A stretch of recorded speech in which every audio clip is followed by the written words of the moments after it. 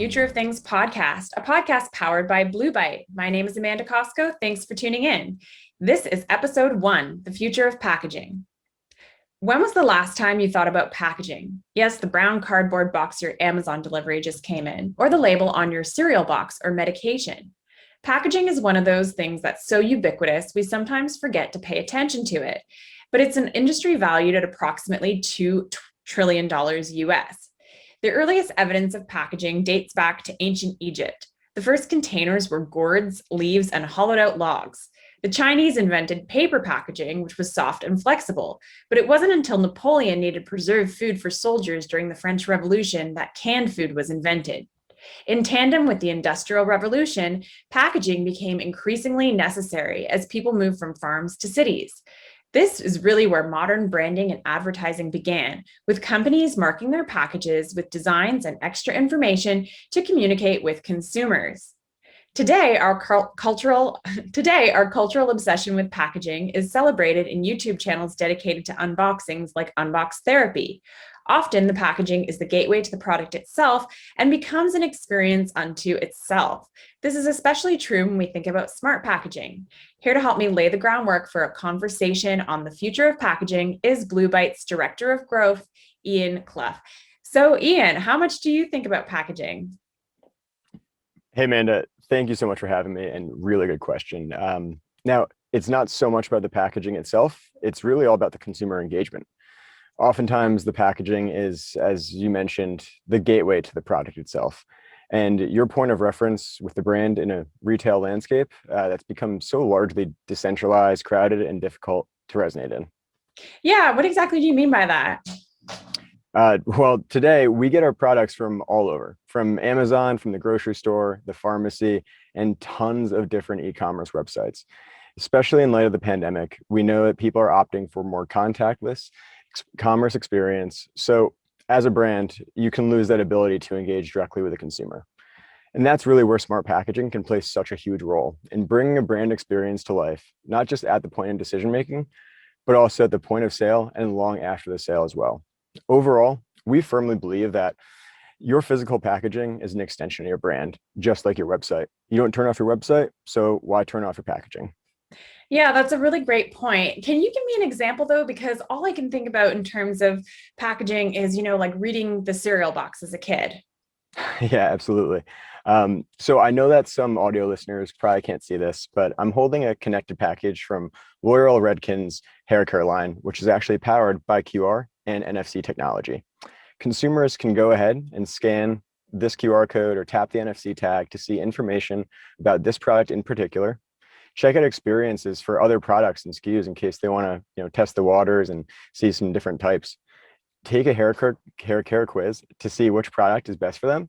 And of course, easily repurchase this product so they don't have to go to the store in the middle of a pandemic. I also actually really love this one because Redken Canada had to create 2 different calls to action in 2 different languages, and they still did an incredible job. Now, I could go on, but actually I brought some people here to speak with you that have a few more examples than I do. They're Blue Byte's partners at Jones Healthcare Group, formerly Jones Packaging, and they provide advanced packaging and medication dispensing solutions. Oh, so in the healthcare space. Exactly. And we all know that's a pretty exciting space to be in right now. So today we'll be hearing from Andrew Wong and James Lee of Jones Healthcare Group. I'll introduce them a little bit more in just a bit. And they've been innovative partners of ours for years as they work with our platform to help their clients transform the way that they engage their consumers. I'm so excited to dive in. So Andrew and James, welcome. Thank you so much for joining us. If you could start out by briefly introducing yourself as it relates to Jones Packaging, that would be wonderful. Sure. I guess I'll start out. So my name is James Lee. I'm the Director of the Innovation Solutions Group at Jones. What the ISG does is we focus on finding solutions to our customers' challenges, primarily utilizing ideas behind smart and intelligent packaging right now.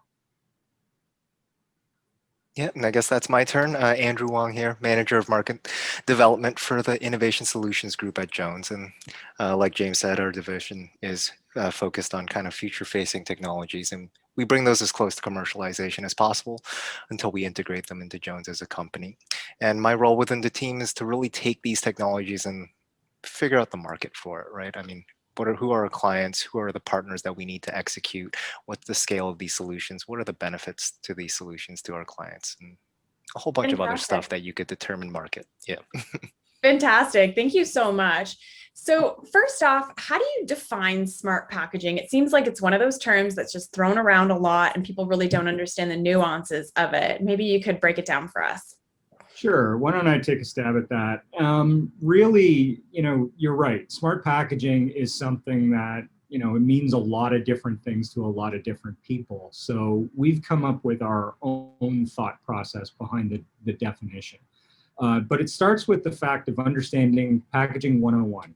The first thing they teach you when you go to school regarding packaging is the 3 Ps. And that's really the concept of promote, protect, and preserve. So really, what are we doing? We are promoting or providing information about the product that we're packaging. We're protecting it structurally to make sure it doesn't get damaged. And in some cases, we're preserving the product. And you can think about that in a lot of terms when it comes to food, for example, or perishable goods. But really, when we talk about smart packaging, we're talking about going beyond those 3 Ps in the traditional sense. And you can break it down into active, intelligent, and then even a subset of connected. So really the way that we look at that is active is when something reacts to the environment or does something more so. Good example of that would be purchasing something like fresh pasta. That's in a package that actually has things inside to try and keep that product preserved. Then we get into intelligent. That's where we're doing things like integrating sensors or electronics to try and achieve something with packaging.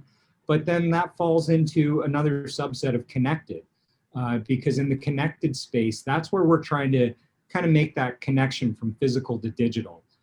So a physical object like a package has to connect to a digital backbone like the internet, for example. And we could do that either using electronic means like NFC tags, for example, or RFID, or we could do it with something like a 2D barcode, like a QR or a Digimarc code or something like that. So those are some examples and how we kind of define smart packaging. Thank you so much for clarifying. So, as I understand it, and you alluded to this a little bit already, James, but packaging is an industry that is undergoing rapid digital transformation right now. What excites you about connected packaging? Like, why do you believe this is the future? Well, I'll send that to my colleague, Andrew, who's the market guy. So. Yeah, I am the market guy. It feels like a market type question for sure. But short answer is a lot, right? There's just so much that excites us about it. And when you think about connected packaging and the way, James' description was really apt, but if you just simplify that even further, all it really is, it's just a package with something added to it that enables an immediate exchange of digital information, right?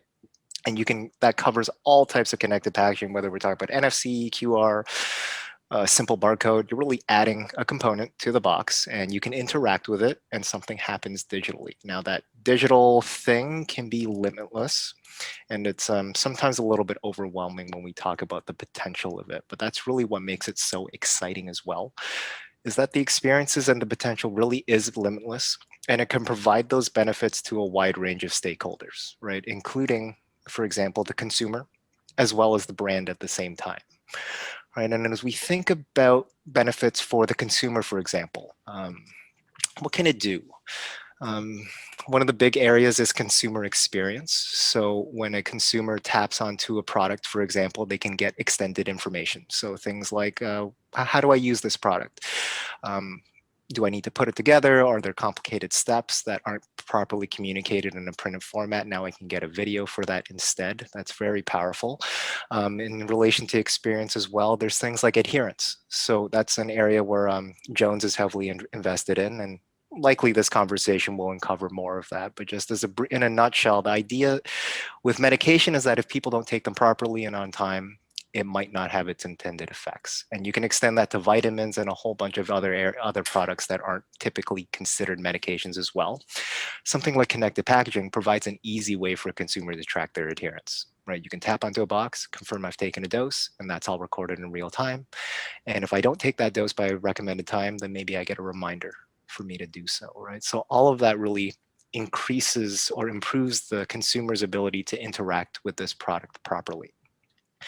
Now, they can also, well, we mentioned as well the ability for them to access more information in addition to the usage, right? There's what makes the digital aspect of this communication so exciting for me anyways, is that when you think about the first P, one of the P's that James mentioned in terms of traditional packaging was promotion. So when you have a box, it's super simple. You print information on it and a consumer can read it. That information is static, right? So if I had a campaign for Easter, I have to print a Easter branded box, and it's limited to that kind of iteration of whatever messaging I have on that. When you extend that to the digital realm, that digital information can be updated at any time, right? So there's a lot of potential there from a marketing standpoint, and also from even not just pure marketing, in terms of just delivering relevant information to a consumer, all right? And this starts to get into the weeds, but it's important to kind of address right out the front.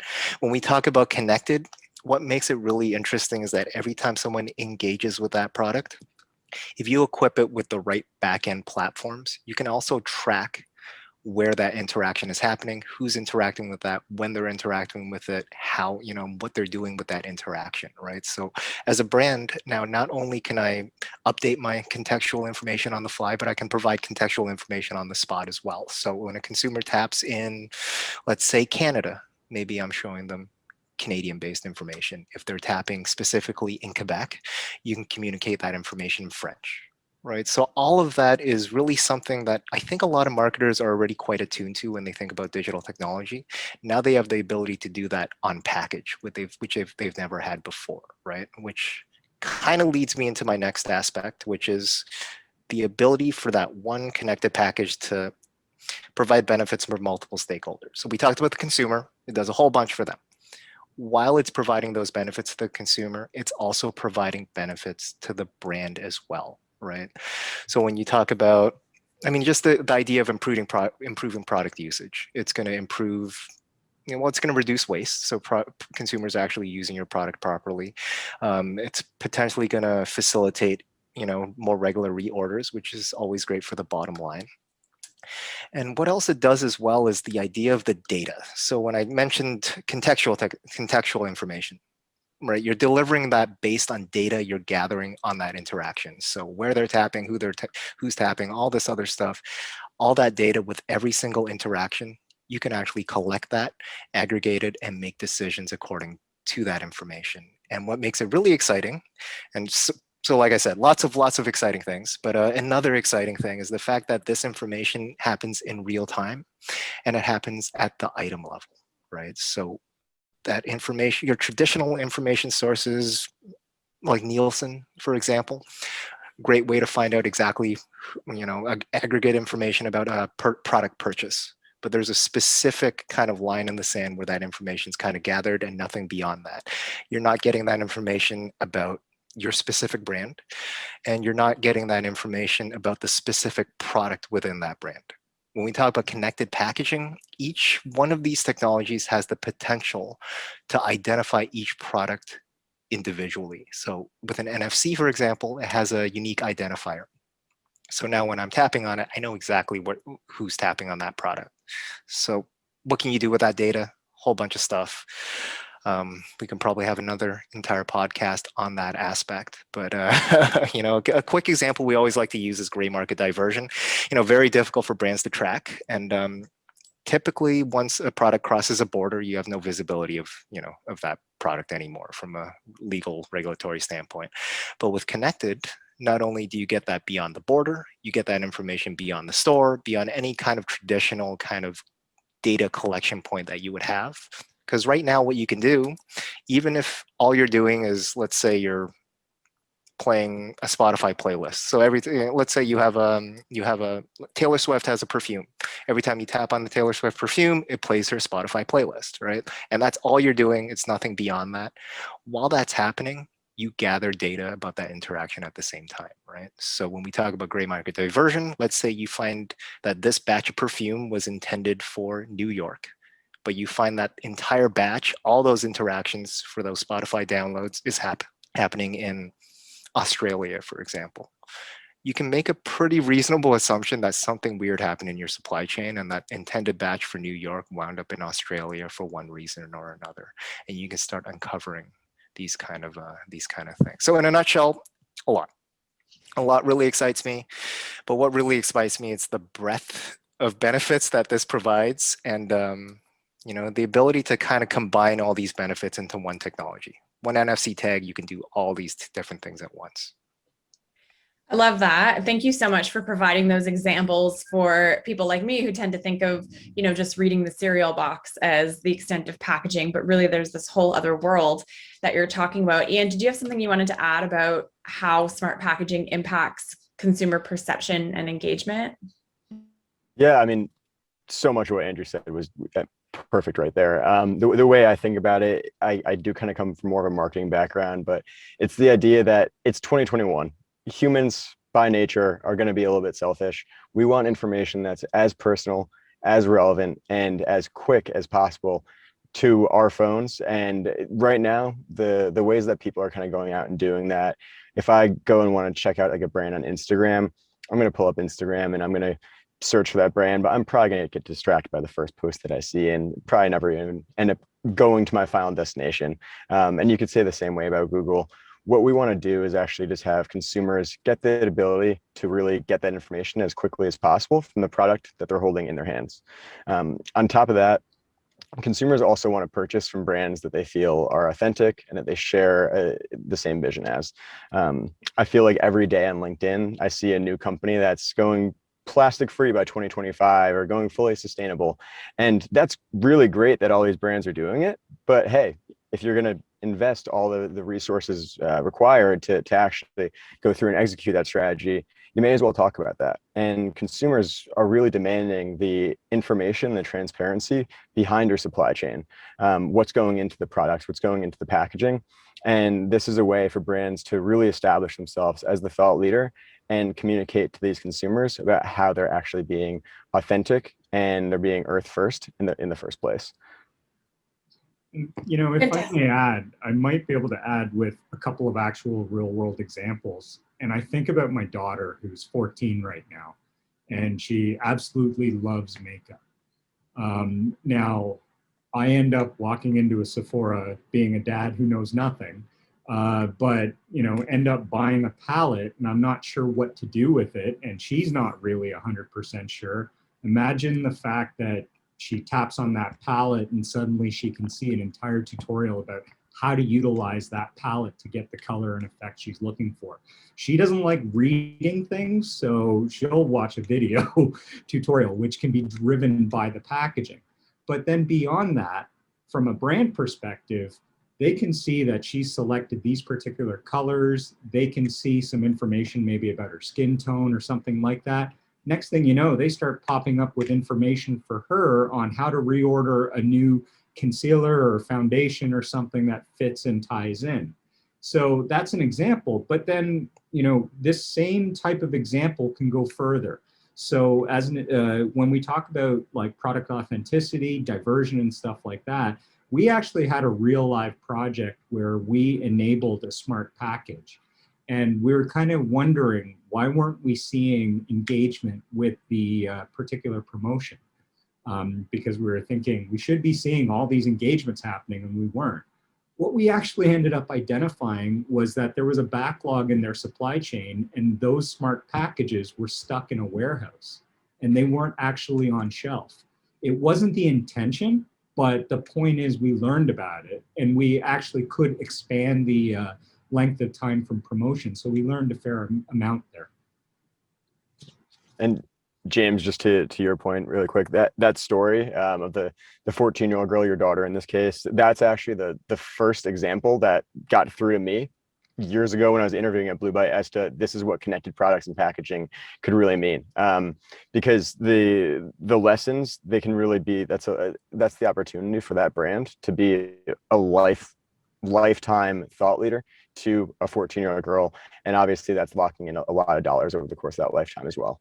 Yeah, Absolutely. and yeah, I'll add to that as well. I mean, beyond just having your promotional materials out there in the ether for anyone to access, like what these connected packaging technologies do, it allows you to control what the consumer is accessing when they're holding onto your product, right? So, I mean, I'm just thinking every time I go to a store and I see a product I haven't engaged with before, I'm on my phone Googling it, right? And whatever the top hits are, that's the information. And that's my perception of that brand based on my own personal research. Now, when you have an NFC, for example, on a box in a store, instead of going through that process of Googling and finding, which honestly, it takes a couple seconds, but sometimes it's enough. Actually, most of the times it's enough to prevent me from stopping, Googling it, and finding that brand. And I just move on to something I'm more familiar with.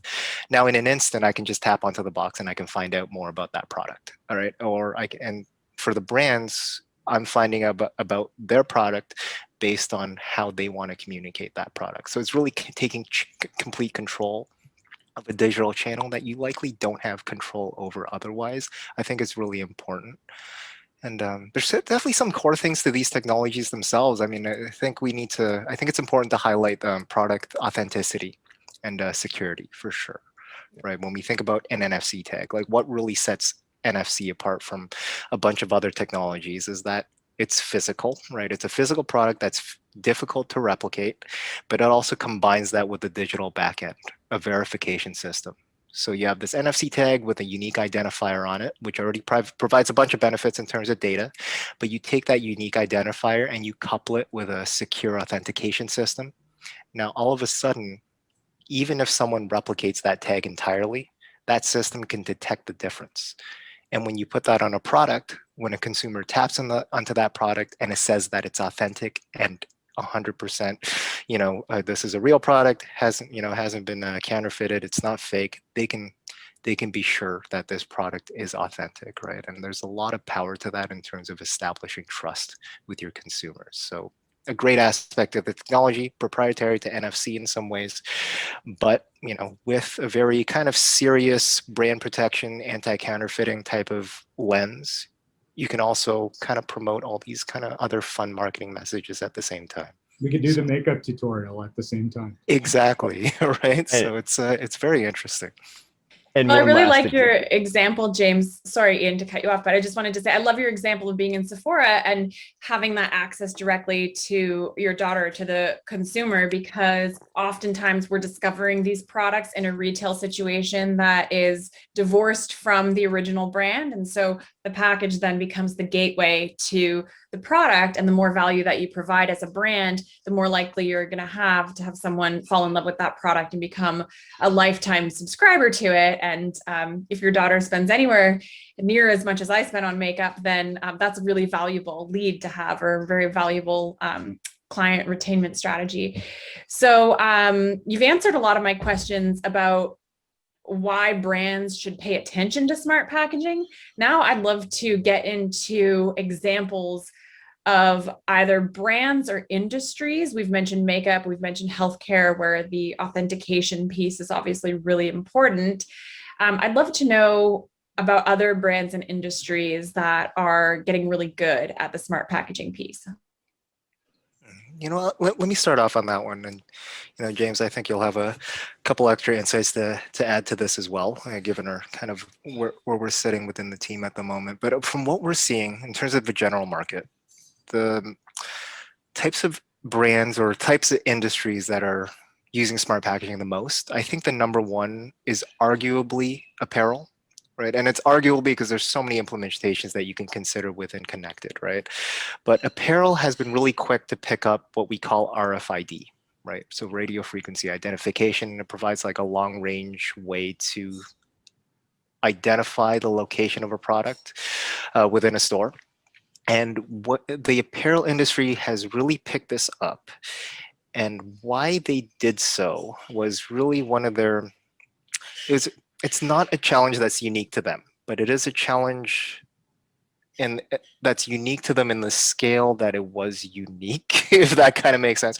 But what I'm trying to say is inventory visibility was very important for the apparel industry, and particularly as they were going and moving and migrating towards an omni-channel strategy, right? So the ability to sell not only within store, but online, or the ability for consumers to view online which items are available at which store that are closest to them, and maybe ship directly from these stores as well. All of that implementation required them to have a better understanding of how many products were in each store at any given time, right? And RFID provided them a very easy, cost-effective way to do that. And it allowed them to do that almost instantaneously, right? And that's really why they've picked it up. And today you'll see almost every, well, it's tough to say almost every, but a large proportion of large major retailers, Zara is one of them, H&M is another, Uniqlo as well. All their clothing tags actually have an RFID chip inside, and that allows them to quickly scan a store to find out exactly where that product is, right? And it's also the same thing today that sets off those store alarms when you walk out of a store and the RFID hasn't been disabled, right? So for them, inventory, but they were also able to extend it to your traditional EAS technologies or implementations as well. Beyond, Andrew, maybe to add, it's kind of yes. interesting because you're highlighting something that is really retailer brand specific. It's not really like it's indirect better experience for the consumer, but it's not a direct thing. And I think we're also starting to see a shift towards some of these RFIDs converted over to NFCs, so that a consumer can actually tap on the actual piece of apparel to learn more. Especially, I think that's pretty common in technical style clothing, like your outdoor gear and stuff like that, where you're starting to see things like that as well. So I love the fact that you've highlighted, yeah, there's a direct or indirect experience for the consumer that has improved. There's a huge direct experience for the brand in order to control their inventory and know where their product is. And now we're even seeing it morph into that direct consumer experience for that apparel user or final end consumer. Yeah, definitely. And again, it goes back to the data. I mean, you mentioned technical apparel. One company we're quite aware of, they utilized an RFID NFC implementation for all the reasons we stated above, but their real goal was to track gray market diversion, like we mentioned before. So it was a fairly expensive brand of winter jacket. And it is, I can't disclose the brand for the reason that they are using this as a Trojan horse for gray market diversion. So they want to, for them, it's kind of not something they promote, but it's very valuable for their brand protection. So now every time someone interacts with their jacket, they know where it's sold, they know who's interacting with it, and they're finding within their supply chain that there is a lot of diversion happening because the price points from one jurisdiction to another can vary quite a bit for this particular brand, right? So yeah, definitely. Another industry we've seen really take advantage of this as well is alcohol, high-end beverage and spirits. We've definitely seen this where we've even seen other things like, we talk about that Trojan horse idea. A good example of that actually is there's a lot of spirits right now that have integrated tamper-evident sensor tags that detect whether or not a bottle has been opened or not. Now, they don't tell the consumer that the bottle's been opened, but what they do is they change their messaging. So, prior to the bottle being opened, you tap on it, you learn the story about the brand, how they made that particular whiskey or spirit or whatever, and all the care and craftsmanship that went into it. After you've opened it, you tap it again. If they give you reason to keep engaging with it, now it gives you cocktail recipes with that particular product or something like that. So we know that there's a different state. But what they're really trying to do is they're trying to prevent a problem that occurs where people take high-end bottles, they actually remove the closure and fill it with cheap, low-end alcohol as a replacement. So we've actually seen that. And they reseal it, recap it, and resell it. So we've seen that kind of thing happen, and that really has a huge impact on the integrity of your brand. And perception, as we talked about earlier, right? So it's increasing the ability for a consumer to trust that they are purchasing a valid product that hasn't been tampered with, right? So there's a lot of power in that in terms of, real dollars saved to the brand, and also, the intangible kind of thing called consumer trust, and how much they feel confident in purchasing your product. Well, and food industry we can mention as well. They've definitely made some, it's an industry that we're quite excited for. And one area in particular that we feel is gaining quite a bit of traction. It's not technically a connected technology on its own, but usually it's combined with connected packaging technology. So something like gas sensors. So the ability to sense the environment in which, the sealed environment of a product, how much oxygen inside, how much ammonia, or like whatever gas. So something like a gas sensor, for example. On its own, it's not a connected technology. All it's doing, it's sensing.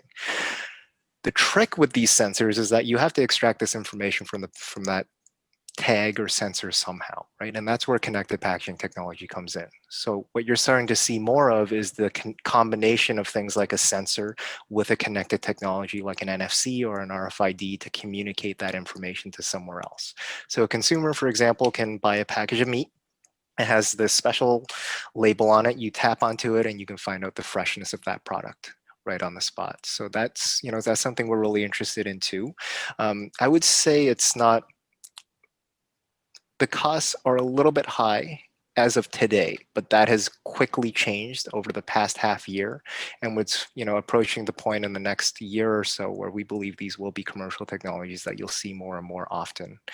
And actually, food industry is actually where we've seen the largest NFC campaign to date, which is Kraft singles. So Kraft, they on 3 million packages of $3 Kraft singles, they introduced an NFC tag to drive their golden singles campaign.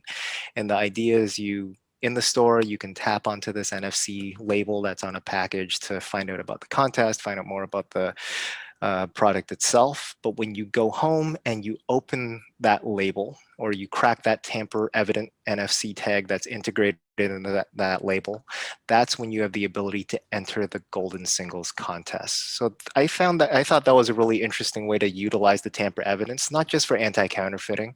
No one's really that concerned about counterfeiting of a $3 product, but purchase validation of that product is very important for their marketing teams, right? So they don't just want the Nielsen data of 5 million packages were purchased in August or something. They want to know exactly when this product is purchased and where and who's purchasing it. So that purchase validation, or that label that they need to crack to enter the contest, yes, it lets the consumer enter a contest, but the marketer knows exactly who's entering that contest, where and when at the same time, right? So they're verifying that this one package has been brought home, it's been purchased, and now someone can enter the contest. So it's really, really interesting. Well, I don't know. I thought that was a really great campaign on my part. I think it is really interesting, Yeah. but it gives a new meaning to their campaign slogan, gotta be KD, right? Because when you now have the tamper proof, it's like it really better be.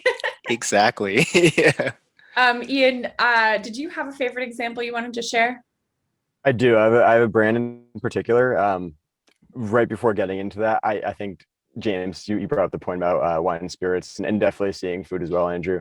But wine and spirits, the reason that it's one of the earlier adopting industries is because of people like me, and not just me, the consumer. But when I was 19 years old, the broke college kid, I had a job at a wine and liquor warehouse where you'd have a shelf with tens and thousands of bottles. And in the States, that's not old enough to drink yet. Yet, because there is so much just crowded noise in that shelf, and consumers would come in, and customers, they'd be like, hey, what do we drink tonight? The last thing you want as a brand manager is having some hungover 19-year-old kid telling this potential customer at least, what bottle they should be drinking. So that's where we're seeing very good points, of course, about the authentication. There's also just that education piece. Why am I different than the 10,000 other Cabernets that you see on the shelf? But for some other brands, and this is kind of getting more into that food and beverage space, one in particular is Vita Coco. They're an absolute favorite of mine. Everything that their brand does has such like a unique, fun way about communicating with their audience.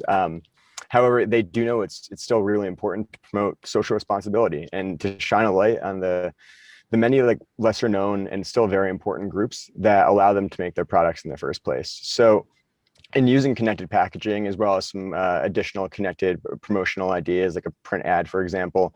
Vita Coco tells their consumers about the Vita Coco Project, which is their corporate social responsibility effort, all about giving back to the farmers in places like Thailand, the Philippines, that farm the coconuts. And it actually empowers consumers to join in on the mission. And it's not even just giving you background to the supply chain, it's putting a real face on the supply chain. And that's definitely one of my favorite examples so far. It's a good one. Yeah, I love that example, especially with the whole farm to table movement coming up in Exactly. the food industry. It really gives you that traceability or that object provenance that you would want as a consumer as we become more ethical and mindful consumers. So I just have a few more questions for you before we wrap things up. Actually, before we move on, I think it's Yeah. important to just highlight the movement in healthcare and pharmaceuticals as well, right? I mean, it's the area where, we're heavily invested as Jones, in terms of the healthcare space. So, it'd be remiss for us not to mention the activity in this space.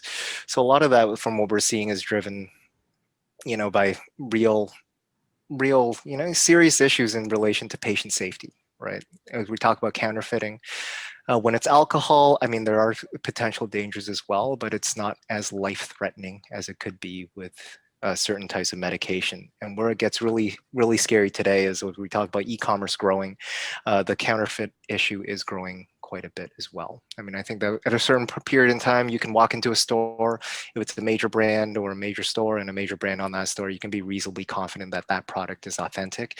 When we move into the online space, that erodes quite quickly. The World Health Organization is estimating that 50% of all online medications are fake, which is just a staggering number when you consider that the online marketplace, I think, predicted or estimated 5 years ago was like $200 billion already, right? So the proportion of false drugs out there is quite staggering. And that's all kind of led to the movement towards serialization, which is enforced in some aspects in the world already. Things like connected has the ability to kind of piggyback off something like serialization to add value to it from an operational standpoint and also drive other experiences based on something that's regulated. And actually, James, I'm wondering, I think adherence might be worth mentioning as well. And you're the best. You're really knee deep in that right now. Well, actually, that's a good example, Andrew. So we also know, according to the World Health Organization, that 50% of medications prescribed are not actually taken as prescribed. That has huge implications in the hundreds of billions of dollars around the world to healthcare systems, to drug companies, so on and so forth. But the key thing here is that, through things like sensor packaging. So we've developed packages that have integrated sensors to tell when a patient's supposed to take their medication. So let's say there are a couple of therapies right now which are actually cures for some pretty significant diseases. But you have to take the same medication every single day, same time, within plus minus 2 hours for 12 weeks. You miss one or two of these things, the cure doesn't work. The problem is that medication costs around $250,000 for one patient. So just imagine why it's important to actually understand, is this patient taking that medication? That's a good example of how adherence falls into play. And then Andrew talked about serialization and traceability for authenticated products and real drugs and medications. That's very important. And thankfully, because we have regulations that put a unique ID on every single prescription drug medication on pretty much on the planet these days, we can actually recall them. And we know, if we have a batch of bad medication that was generated by one factory that sold it to 5 different drug companies, we can actually recall everything now and know where these products are. Critically important.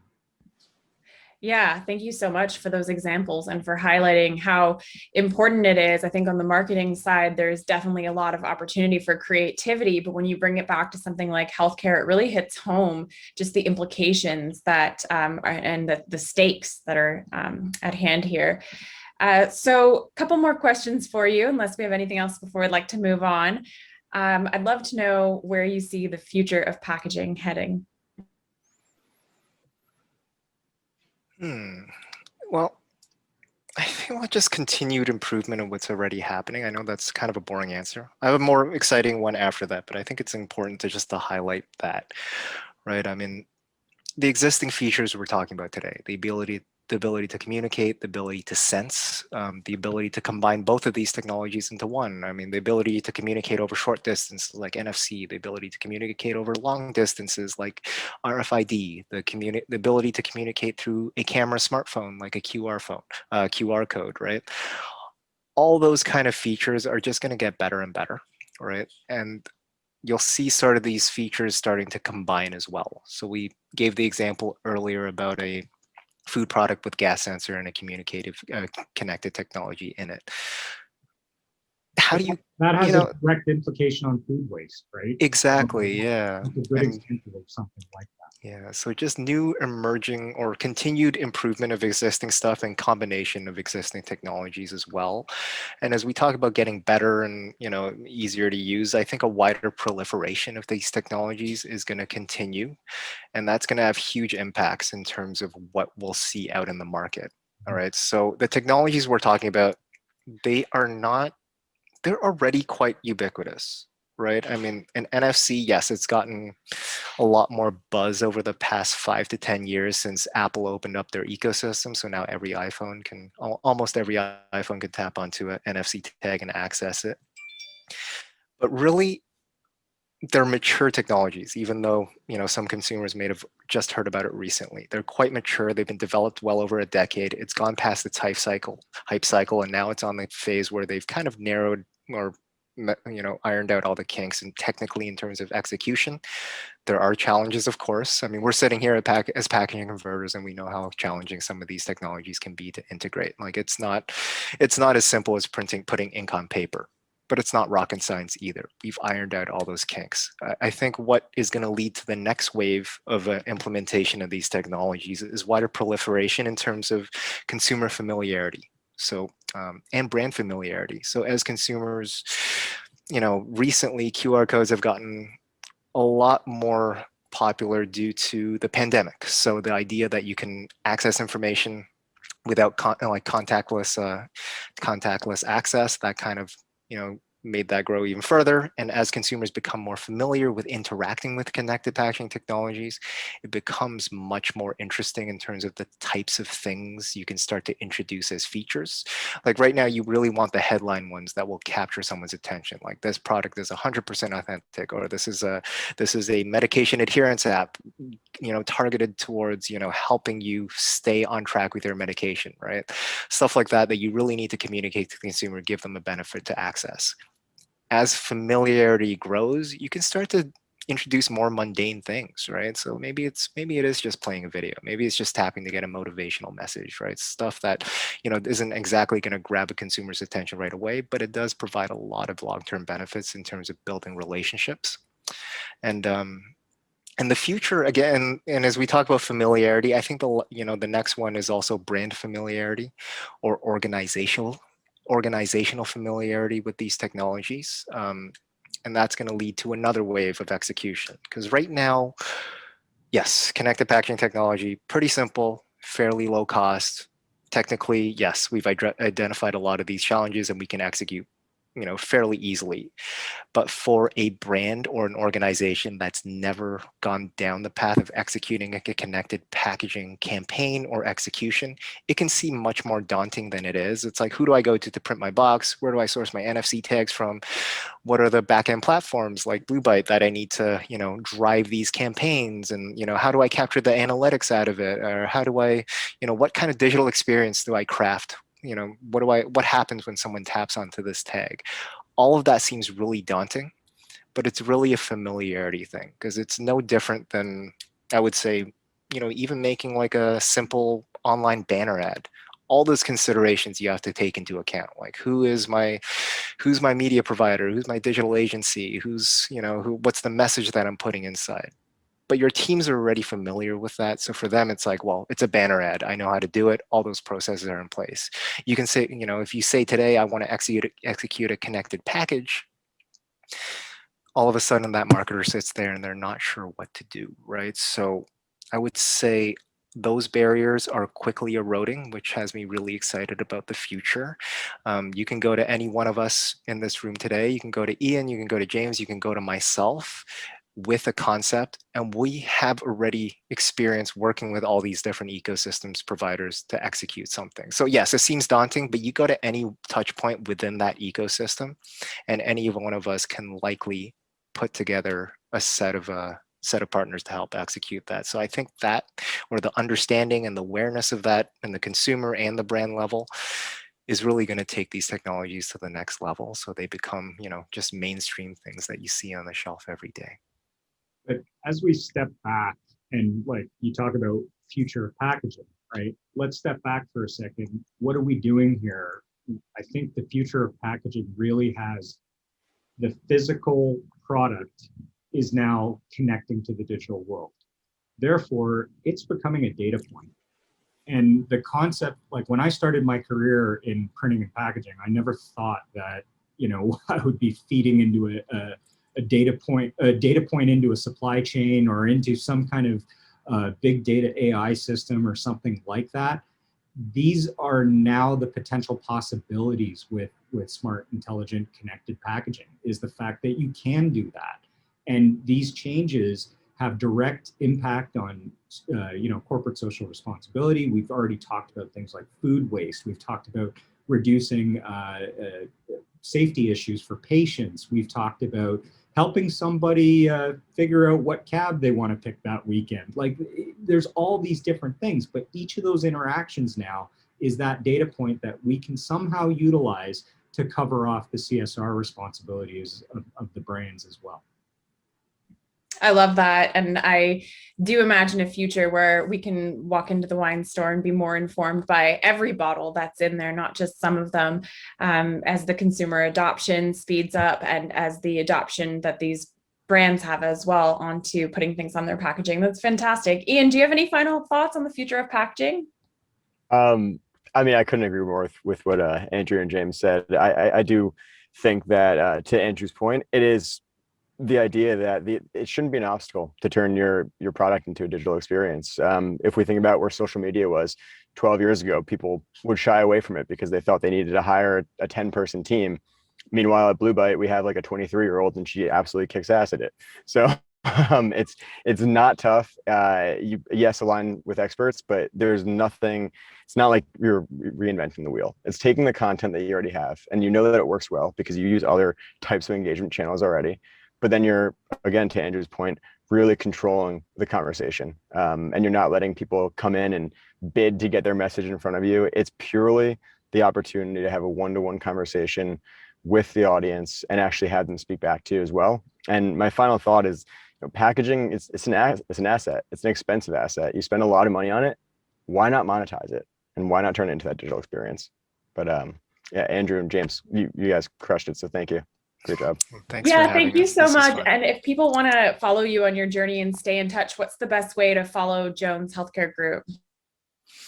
Well, ways. Go to I guess that's a market question. Yeah. Market question, your problem. Yeah. I mean, there's so many different ways. I mean, we're on Facebook, we're on, and as well. But I would say the best way, just go to www.joneshealthcaregroup.com. So joneshealthcaregroup.com. Our website will have links to all our different marketing channels as well. And for James and myself, you can find us on LinkedIn. We have fairly common names, so it might be tough to find, but just type in our name, type in Jones Healthcare Group. I'm sure our profiles will pop up. Yeah. Well, we look forward to following you, staying connected, and keeping track of this journey. It's a very exciting one. Thank you so much for your time. Thanks Thank very you. much. Wow, Ian, that was so interesting and raised a lot of things I hadn't thought about yet. What was the most interesting for you? I think the most interesting thing was finding out that connected packaging isn't just about communicating with the consumer. There's this whole sort of back end of data that can be collected by the brands. And as Andrew and James said so aptly, data is like the currency of packaging. And I thought that was really interesting. What about you? I'd have to agree with you on the data part, because I think that the data is some stuff that just brands haven't really seen the power before. And we all know that there's such a big focus on data right now. And there's also a lot of stuff about data in the news, some of it not so good. But because of what's changing with Apple's policies and what Facebook might be doing, brands really have to shift the ways they go about capturing data, understanding that data, and then optimizing based off the data that they have. So it's pretty incredible when you think about these massive multi-billion-dollar organizations that have a email list of like 1,000 people or so, and at the same time, and I'm sure I'm going to ruffle some feathers with my my friends in market research about this, but they'll pay market research companies like 6 or 7 figures to have a focus group of 20 people. Whereas with connected packaging, the focus group is your customers. It's the loyal consumers who are buying your product, who are checking it out, and they want their voice to be heard. And that's where so much opportunity for better data comes into play. And when brands are hearing your voice, the products are going to be better, the experiences are going to be better, and data is such a core part of that. So definitely agree with you. Great. Thanks so much, Ian. Yeah, absolutely. Thank you, Amanda. That was my conversation with Andrew Wong and James Lee of Jones Healthcare Group. Also in this episode was Ian Clough from Blue Byte. Blue Byte connects brands and consumers through products. For more episodes of The Future of Things, subscribe to the podcast. For more information on Blue Byte, visit bluebyte.com. Thanks so much for tuning in, and we'll see you next time.